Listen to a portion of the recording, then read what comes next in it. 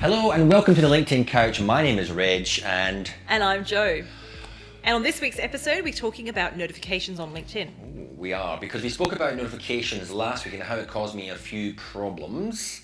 And Jo gave us some great advice on how to deal with that. So if you want to watch that video, click the link above, the little card, and that will take you to last week's episode.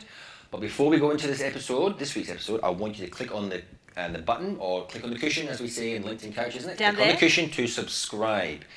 And hit the notification bell. That way you'll be alerted to when we upload new content, which should be every Tuesday. Fingers crossed. Yes, it all works. Okay, so off the back of last week, we wanted to delve into notifications a little bit more. So, Jo, can you use notifications to start conversations?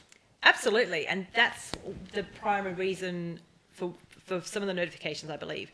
So I'll just start with a couple of things not to do, some of the biggest mistakes I see with notifications, and one of them you experienced in our last episode. So you add a new role to your profile, you're having a work anniversary, you're having a birthday, something that's notification worthy, yes, that's what I'm looking for. What that does is LinkedIn gives you a trigger, which is great. But where the mistake people make is they use the default text that LinkedIn gives you and they send it to someone. Easy, isn't it? Now, think about this. You're having a birthday. Am I? And I go and buy a card. Oh, that's nice. And it's got a beautiful written verse in. It's got some beautiful flowers on the front.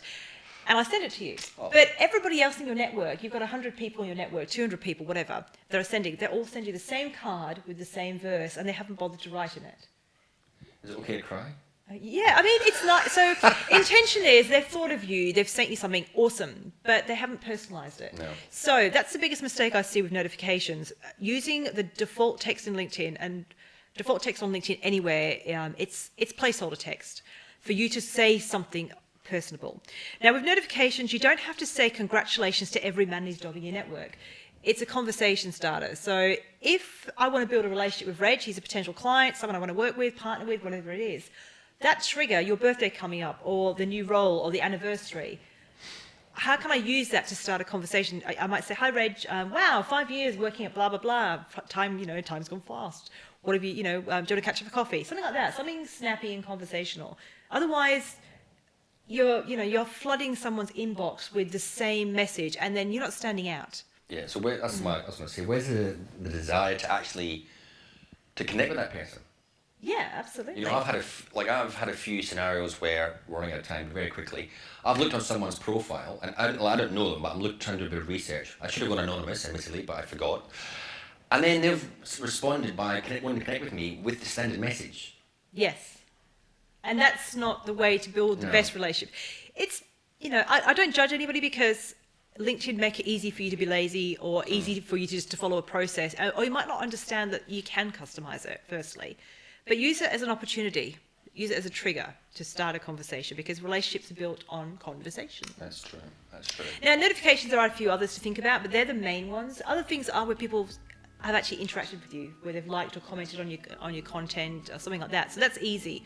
But in this episode, we're talking all about those social triggers, those anniversaries, those sorts of things. So if you've got any questions about notifications or any bad experiences or good experiences, like maybe you got a new client from you actually starting a conversation, let us know. We'd love to hear.